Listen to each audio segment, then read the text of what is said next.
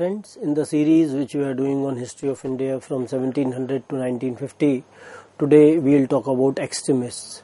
And that is one of the phases of the Indian National Congress as well as the Indian National Movement, where we find that the leaders like Lal, Bal and Pal, those who were popularly known as the extremists, and their supporters, they became more dominant in the politics of the Congress. And as we have seen that how these extremists, they viewed the moderates, the leaders, those who were at the helm of affairs in Congress before them, as armchair intellectuals, as well as the people, those who were referred to as mendicants by them.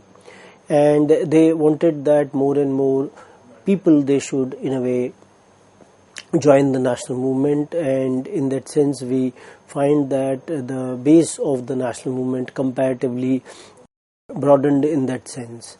We also see that when one is seeing the leadership of the extremists, largely they emerged from the moderates only, and these leaders, they were not satisfied with the kind of politics and the policies which were followed by the moderate leaders, and they wanted this kind of a change to be brought about so that they could fight the British in a more concerted and more strengthened manner.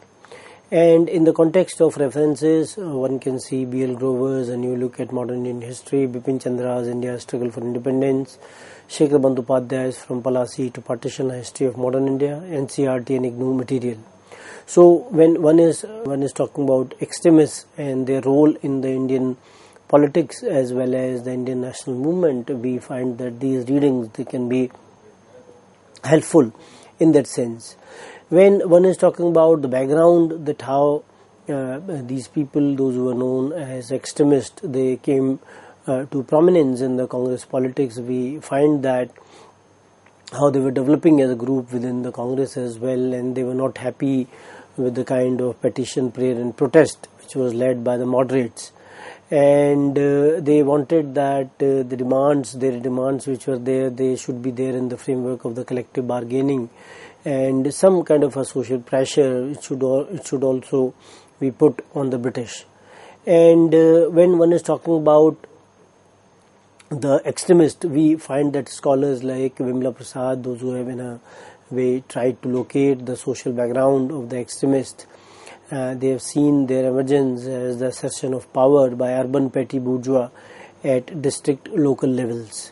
So scholars, they also have seen the kind of leadership which was being given by the extremist section, and we find that their emergence in that sense, and how the urban petty bourgeois, they were trying to assert themselves. But we also have to see that this kind of a terminology like bourgeois, which has been employed by some of the Indian historians as well, and largely it has been borrowed from the French history. Many times we see that the kind of groups which have been mentioned, they do not exist at the social level as well.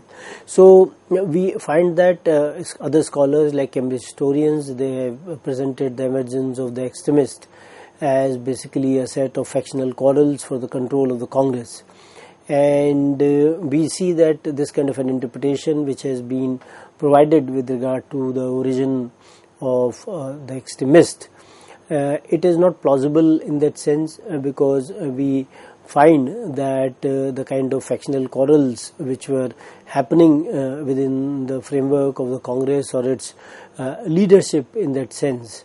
So it was not only the question of leadership, rather we find that how the kind of methods which were to be used in the war of independence in that sense, or the national movement, or the kind of fight which was happening with regard to the British, we find that all these kinds of measures, they were to be in a way, or the methods which were to be employed by the people who were there. So this idea of the factional quarrel is largely seen from the prism of the Cambridge historians, those who highlight these kinds of aspects, and they in a way reject that such kind of a movement even did exist.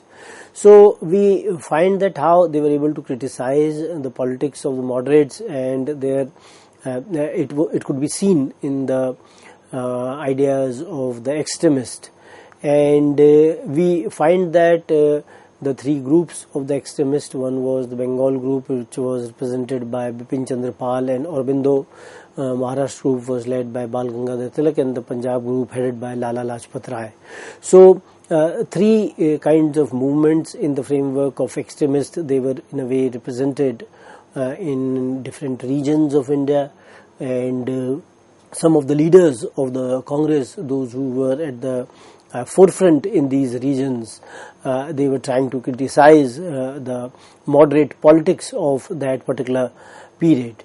And we also see that when they were trying to criticize the moderates, or the kind of reaction which they wanted to present against the moderates, so three forms could be seen. One was a non-political trend towards the self-development, ignoring rather than directly attacking the foreign rule. Second was that it was attempting mass mobilization for Swaraj through certain new techniques called passive resistance. And thirdly, the revolutionaries who believed in the individual violence and conspiracies.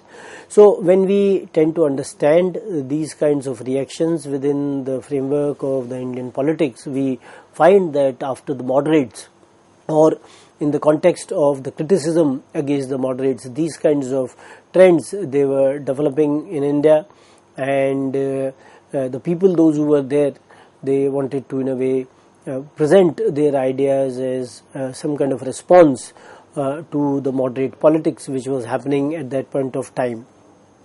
And we see that when one is talking about extremists for that matter, and how extremists, they became dominant in the Congress politics, one factor which was very important was the realization of the true nature of the colonial rule. We find that scholars like the people, those who were into politics as well, and those who were writing from the point of view of Drain as well. Dadabhai Naoroji was one who talked about the nature of the colonial rule and how it was exploitative in nature. And drain of wealth was one of the important concerns which we see, that how drain of wealth led to the misery and impoverishment in India. So Dadabhai Naoroji gave this idea, in a way presented this idea or drain of wealth theory, and which was even supported by other economic historians of that time, R.C. Dutt, R.P. Dutt. They also talked about the kind of money which was going out of India to Britain, and how Indians, they were losing it in the long run. We also see, when one is talking about extremism, and then how it could also be seen as a reaction against the rising westernization. And when one will read the readings or the writings of Vivekanand, Bankim Chandra, Swami Dayanand, how they appealed to the people and how they drew inspiration from the Indian spiritual heritage as well. So in a way, it could also be seen as one of the reasons or causes for the rise of extremism in the Indian politics. We, as already talked about, that how they were critical of the moderates and the methods in terms of prayer, petition and protest.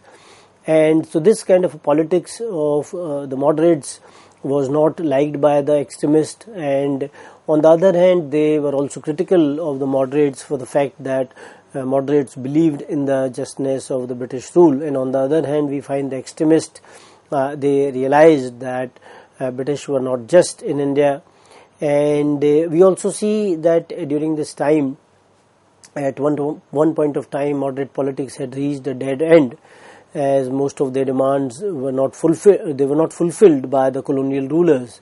And we find that it could also be seen as one of the reasons for the rise of extremism, because they realized that the moderate politics was not yielding any kind of a fruit, because in the sense that the demands of the moderates, they were not being yielded by the British.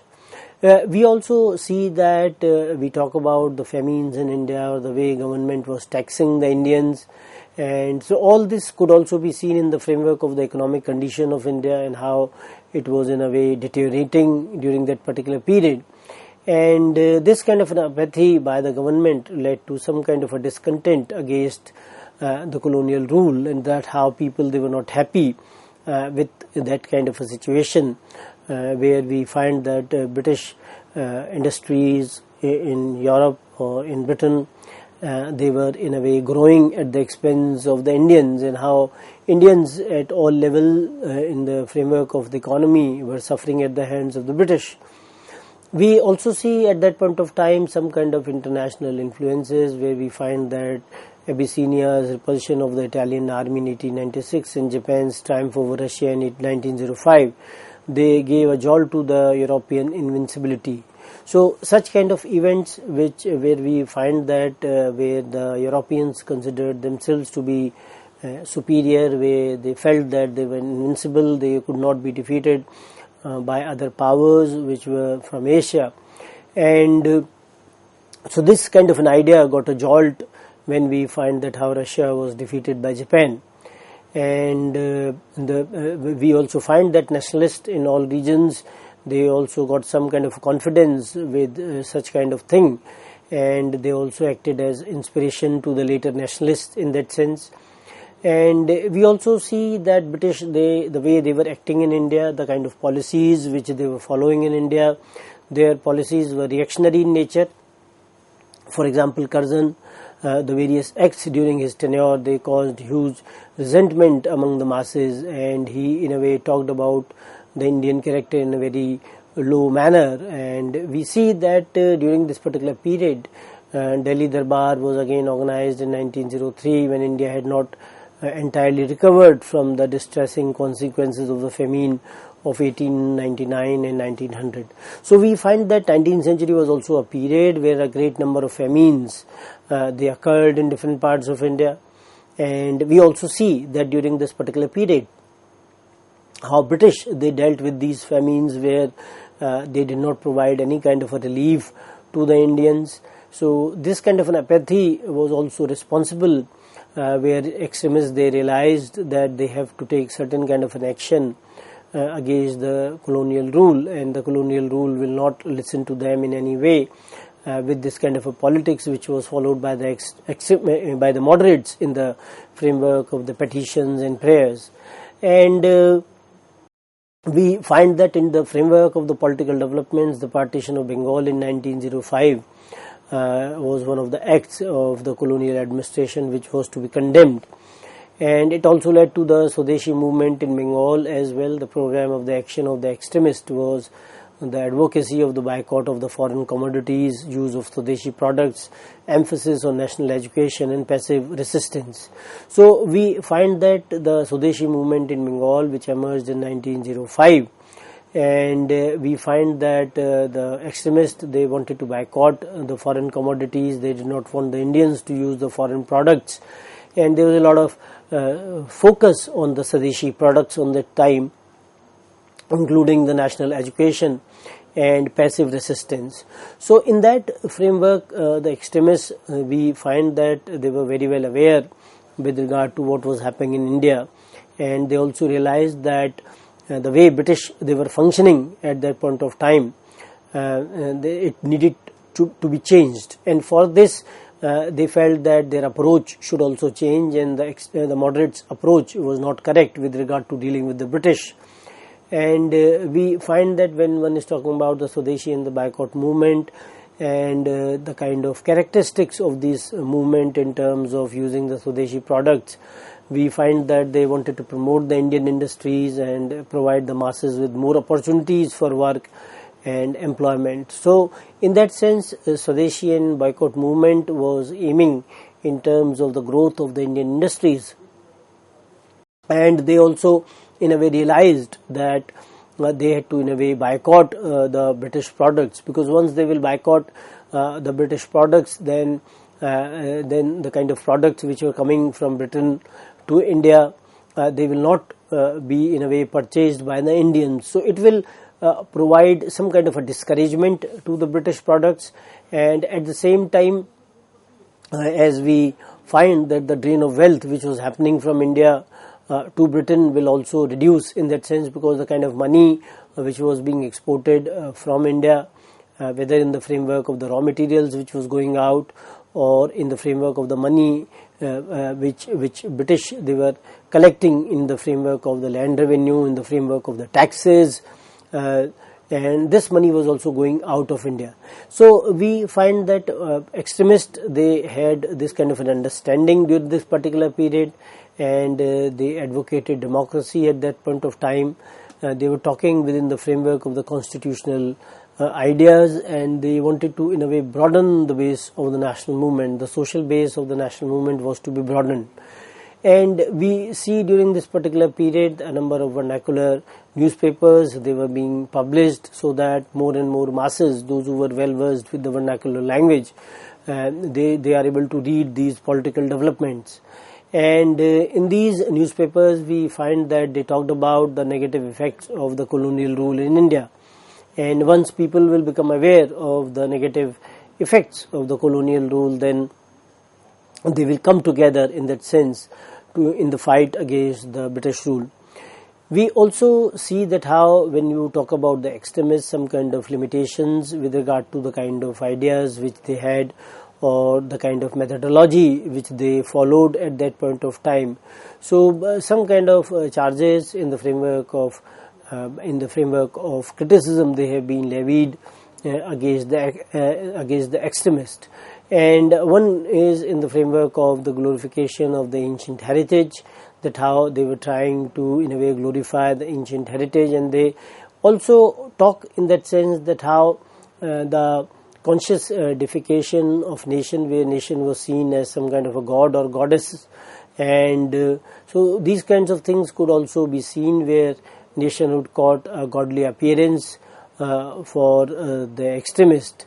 And we also see that this idea of motherhood was popularized through the religious rhetoric as well. And when you talk about Bengali slogan like Vande Mataram, which was a chaste Bengali slogan, and how it was being converted into Sanskrit, and it was nothing but another form of goddess Durga. So these kinds of ideas which were in a way supportive of a certain religion and which were not appealing to other religion were also considered as in a way one of the limitations by some of the scholars. But one also has to see that the way the extremist leaders, they were conducting themselves in the public, the kind of ideas which they were talking about in the public, they were able to garner a lot of support from the masses. And we find that leaders like Tilak, for example, who had links with the anti-cow killing associations as well, and the way he introduced the Ganesh festival and Shivaji festival in 1893 and 1895 respectively.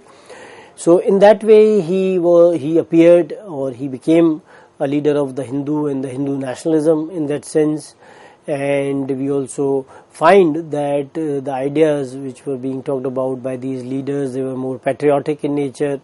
And how we also find that some of the ideas of these leaders, they were also being criticized by others.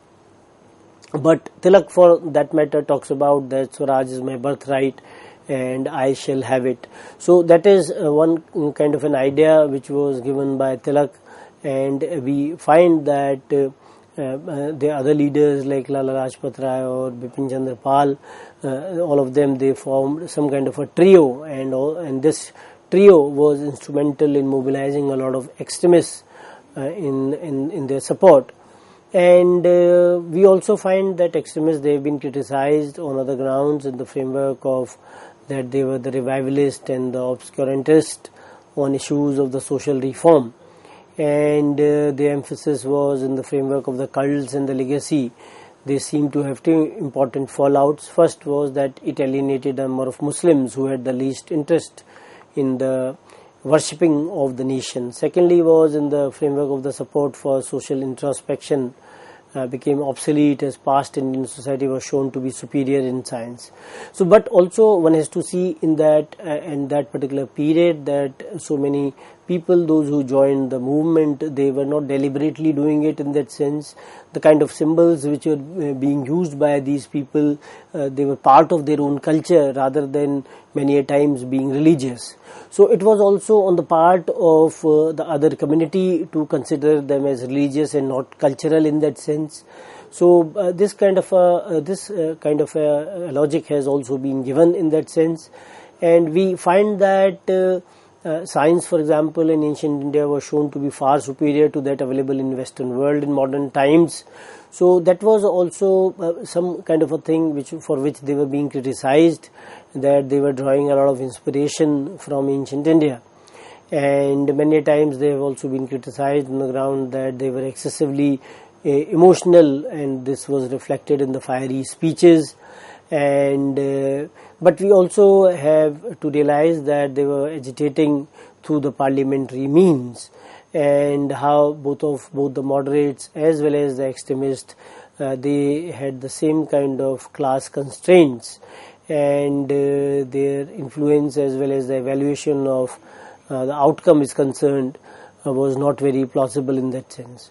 And when one is talking about the other leaders, we find that Lajpat Rai and Bipin Chandra Pal, both of them, they also talked about the Hindu nation and the requirement for safeguarding the Hindu interests at the political levels as well.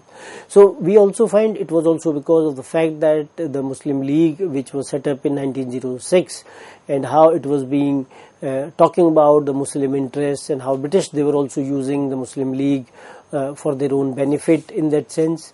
And so when you talk about the kind of role of the extremist politics at that point of time, we find that it was seen to be more revivalistic in nature, and they were trying to, in a way, promote the idea of separatism which was there in the Muslims. We also see that scholars like S. Gopal, they say that Niemeyer was accused of taking the mind out of politics. This school, which was the Cambridge school, has gone further, has taken not only the mind but decency, integrity and selfless commitment out of the Indian national movement. So we find that schools like the Cambridge schools, the way they have functioned, they try to see India as some kind of factions and not one unit. So that is one of the bane in that sense, that how they have tried to approach history.